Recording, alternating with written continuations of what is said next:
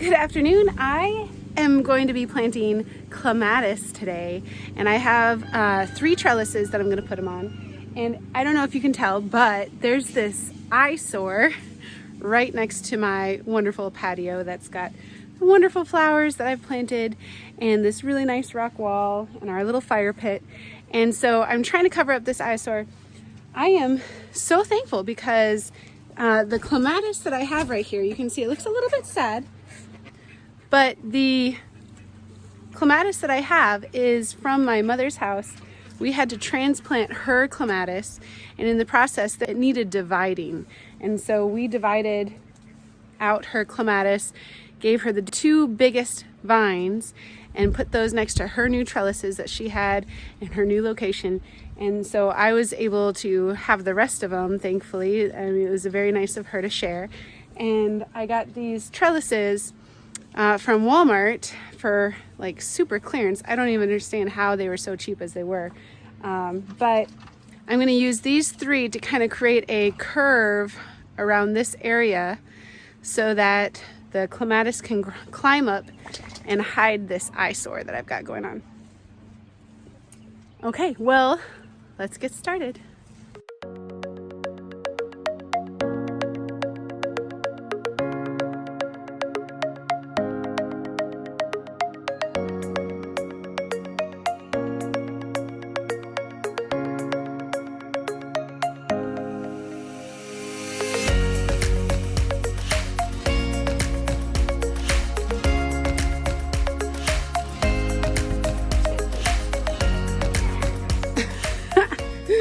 Okay, so I have 2 more plants, and I didn't realize that I would have that many left over. So I thought some of them would have died by now. It's been a long time since I've been able to, since I got these.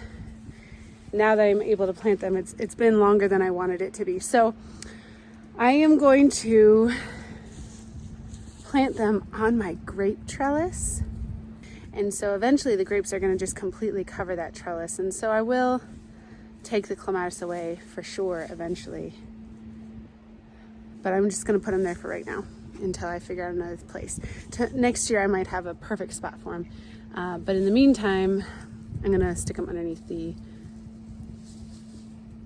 grape trellis. So let's hope that it does well.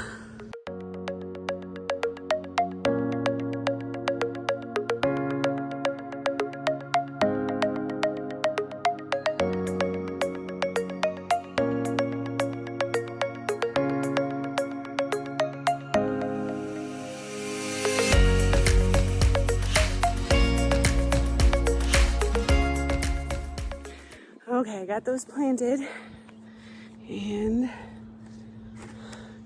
gonna put away the pots. I'm super excited about these clematis because they're a big clematis, so they should do really well covering that area. They should also grow super dense, and the flowers are like this big, and they're dark purple, which is exactly what the color scheme in this garden is. So I have the perfect plant to cover the eyesore of the patio, and I'm very excited about that. Here, let me show you something that's exciting too. So here are my marigolds. Now, this was up here on the rock wall, and the chickens sometimes come along and they peck at my seeds. And a chicken, I found her pecking right here.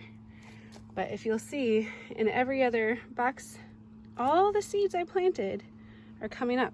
These are my white marigolds, these are my crackerjack marigolds, and then these are the petite marigolds. And so I have, well, about 2 trays of those that I'm going to be planting in the vegetable garden. The rest of these I'm going to be planting in the food forest. My hollyhocks are coming up. And there's the nasturtium. Do you see them? There's one. There's 2. There's another one. There's another 2. So I did another video on how to plant marigold and nasturtium seeds, and it's titled something like what the seed companies aren't telling you about these seeds, because they don't tell you the right way to plant these seeds. And they're actually, I don't know about you, but I had a lot of difficulty getting marigolds to germinate and nasturtiums to germinate for a long time until I figured out these tricks. And so if you check out that video, you'll have the type of germination that one only dreams of. Anyway, it's a good one. Check it out. So here we go. Here is the beautiful Clematis trellis system. I was going to get a cattle panel and just kind of put it curved right here, but these trellises were cheaper than the cattle panel was. Cattle panel is like $20. These 3 trellises were like $10 on clearance. I don't know why they were on clearance, but they're just fabulous. And if they end up needing staking, I've got plenty of stakes I can put in the ground to hold those up and keep those sturdy. And like I said, I should have planted these clematis a long time ago, but I think that they're gonna do pretty good. I'm gonna give them one more water, and then we're gonna go to the food forest. Hey, Sawyer. Hey, sweetheart. So I am so excited to not be able to see that gas tank anymore. And I have a feeling that these clematis, I mean, it's a really prolific, big clematis. They're going to kind of come across and stretch across and fill in this whole gap. It'll be like a wall of clematis. So I'm very excited about that. So my husband had this wonderful idea to move the chandelier from this corner right here to move that over to the corner right here. Go for it. There we go. Those are solar lights. It's kind of a cool situation. Okay, new spot for the chandelier. And clears that up a little bit, shows off the plants a little bit more. Don't have to worry about the fire pit burning the chandelier anymore either. I think this is a really good situation. So here's a good sweeping look. There we go. Okay, so today is also the day that I'm going to hook up the new water barrel with the duck pond so that I can water my garden with the duck poop water, or the green goodness, I should call it. One of my subscribers said I should call it green goodness instead of duck poop water, so I love it. I think it's a great idea. So I've got a diverter end for the duck pond so that I can connect it. I can open the flow to either the water for the food forest hose or the garden hose. And all I have to do is turn a little knob. I don't have to rechange hoses or anything like that. So that's going to be making things very easy, my life simple, and I'll be able to water easily into the garden too. I also got this gorgeous Oriental Lily yesterday, and there's 2 reasons why I got this flower for my food forest. One is I have several rose bushes, and my daughter's middle name is Rose. My other daughter's middle name is Lily, and I have maybe just 1 lily in there in my father's memorial garden for my daughter. And so I needed another lily. I got this specific one because I have a best friend that I never get to see anymore, and she's moving very far away next month, and she's already in Iowa, and she's very far away anyway. And so her moving even farther towards the west coast means that I'm probably not going to see her hardly at all ever. Not that I see her very much anyway. She did fly out for my dad's memorial. I am going to see her next month as we drive up to Minnesota for my grandmother's memorial. And gotta get this chicken out of the They like to eat the chicken food, or they like to eat the cat food. And anyway, she's just been a rock for me throughout my life, and she's just one of the best people I know, and I love her dearly, and she's one of my best friends. And so I've had her as a friend since my first year of college, which 15 years ago. So we've been friends for quite a long time. Anyway, this is her favorite flower, and so I'm just gonna I picked this one specifically because I knew that it was her favorite flower, and I needed another lily, and it's just beautiful. It's perennial, and it smells like a dream. You would not believe how good this smells. So this is in honor of my daughter, and it's also in honor of my best friend, Rachel. So Rachel, if you see this, this is one of the ways that I'm going to tell you I love you forever.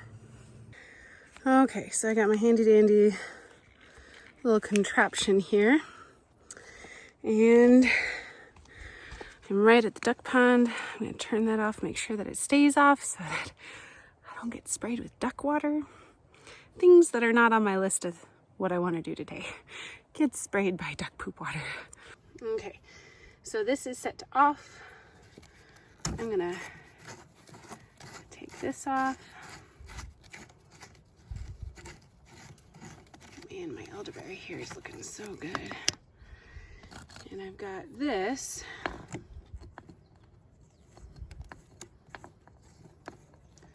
And all I do is put that on.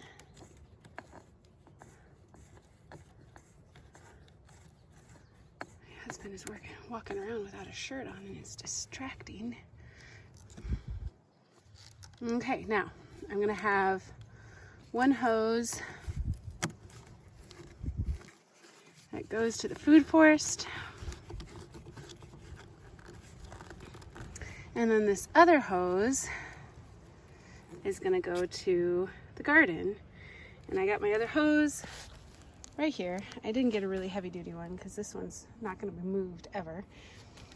And these little valves can turn, and we'll either turn that off so that it comes out this, or I can turn this one off and open up this one so this one goes out. Right now I'm gonna put them both to closed just in case. I'm gonna open up this hose right here. Okay, got the other hose hooked up, and it's fed through the fence there. It's gonna come across here, underneath, gonna go under the chicken house, and around to that water barrel right there. Okay, so I've got my hose right on top of this barrel. It's got a nice mesh over top, just in case something gets under or through the hose that's, you know, you don't want anything falling in there that's gonna clog stuff up. Now, also at the bottom of this tub happens to be this handy dandy spigot, which is perfect to fit my other hose that I have. I'm gonna fill that up right now, change out the duck water, and be ready to have duck water, food, green goodness going through my garden. And in the meantime, I'm drinking from this marvelous mug that I got from a friend of my father's originally, who I would now consider a friend, who is going to be my bee mentor, hopefully, because we're getting bees set up in the next week. And this guy knows what he's talking about when it comes to bees. So I'm very excited to have someone in the know to help me out, since I am completely not in the know of how to handle bees, since this is my first experience. So it's good stuff. Okay, so I turned on the valve, and I'm hoping that as I come over here to this barrel, the hose is working, that there was enough of a downgrade on the hose to get it to flow even as I put it up into this barrel And I hear water running. Look at that. That is so exciting. That is everything that I wanted it to do. First try. Oh, I'm so happy. How often do things actually work out the way that you want them to? The first time, like, never. Okay, so I'm gonna hang out by this, make sure that the nozzle is actually closed. Actually, I'll go ahead and get the other hose so I can just attach it while I'm waiting. So, now this was a barrel that my mother had given me. She had gotten it for her house. She was gonna use the rainwater to water her garden. And she's just at this stage in her life right now where she just wants things to be as easy as possible. So she knew that she'd have to do a lot of fixing up of gutters and stuff like that in order to get this to work. So she just ended up giving it to me. I am very thankful.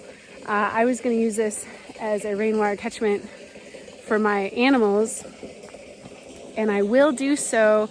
We have a few other buckets, barrels that I need to retrofit kind of in order like this in order to get them to work. And then I also need to put gutters on my chicken houses and the goat house.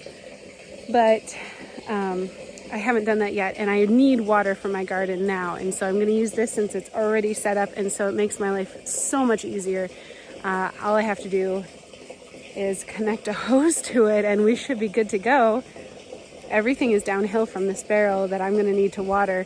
Everything behind me, those are all herbs that don't really need to have water, like super, they don't need to be super watered, and they also don't need to have a super dense nutrient rich water going into them either. I mean, if I fertilized lavender and rosemary every time that I watered them, they would die very quickly.